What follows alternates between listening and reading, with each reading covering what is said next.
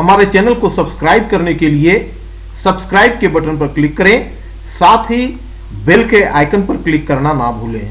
Hello friends, मैं हूं doctor N के सिन्हा और हमारे चैनल इजी इंग्लिश ट्यूटोरियल में आपका स्वागत है।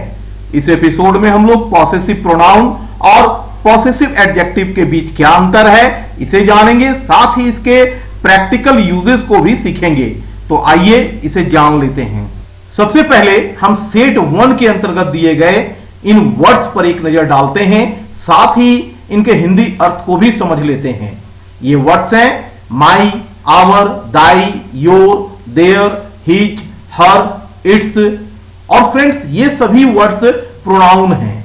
अब हम सेट 2 के अंतर्गत दिए गए इन वर्ड्स पर एक नजर डालते हैं। ये वर्ड्स हैं mine, ours, thine, yours, theirs, his, hers, its. और ये सभी वर्ड्स भी प्रोनाउन हैं। अब इनके हिंदी अर्थ को हम समझते हैं। फ्रेंड्स, यहां पर आप जो हिंदी अर्थ देख रहे हैं, ये हिंदी अर्थ ठीक सेट 1 के अंतर्गत जो वर्ड्स दिए गए हैं उनके हिंदी अर्थ के समान है। तो दोनों में अंतर क्या है?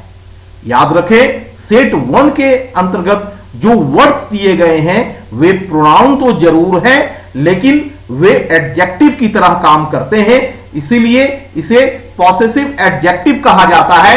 जबकि सेट 2 के अंतर्गत दिए गए वर्ड्स प्रोनाउन हैं और प्रोनाउन की तरह ही काम करते हैं, इसीलिए इसे पॉसेसिव प्रोनाउन कहा जाता है। इन दोनों वर्ड्स के प्रैक्टिकल यूजेस भी बिल्कुल अलग हैं। आइए इसे हम कुछ उदाहरण की सहायता से समझ लेते हैं। आइए अब हम पॉसेसिव एडजेक्टिव और पॉसेसिव प्रोनाउन के प्रैक्टिकल यूजेस को जान लेते हैं। यहां पर पॉसेसिव एडजेक्टिव और पॉसेसिव प्रोनाउन के वर्ड्स का प्रयोग करके अंग्रेजी के कुछ वाक्य बनाए गए हैं, साथ ही उनके हिंदी अर्थ को भी यहां पर समझाया गया है। तो आइए इसे हम सीख लेते हैं। आप एग्जाम्पल नंबर 1 में देखें, इट इज माई बुक। इसका हिंदी अर्थ है यह मेरी किताब है। आप इस एग्जाम्पल को देखें, दिस बुक इज माइन। इसका हिंदी अर्थ हुआ यह किताब मेरी है।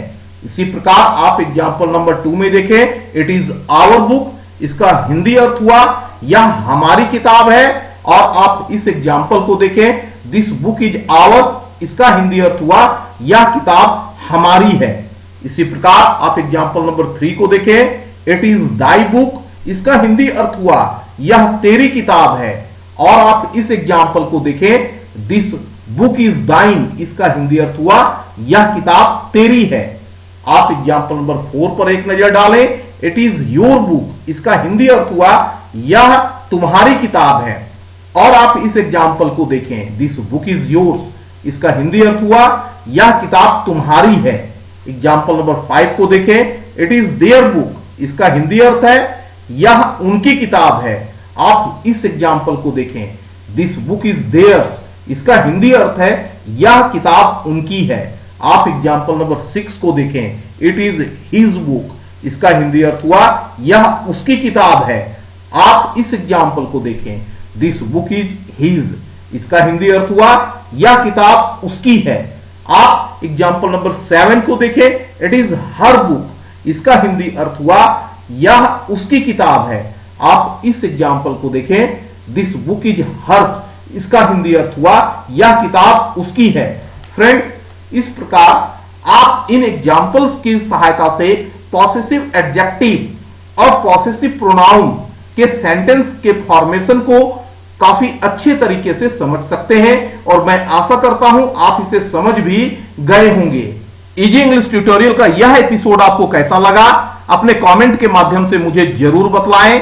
पसंद आया हो तो हमारे चैनल को जरूर सब्सक्राइब कर लें, साथ ही इसके वीडियोस को लाइक और शेयर करना बिल्कुल ना भूलें। आपने इस एपिसोड को देखा, इसके लिए आपका बहुत बहुत धन्यवाद। जय हिंद, वंदे मातरम।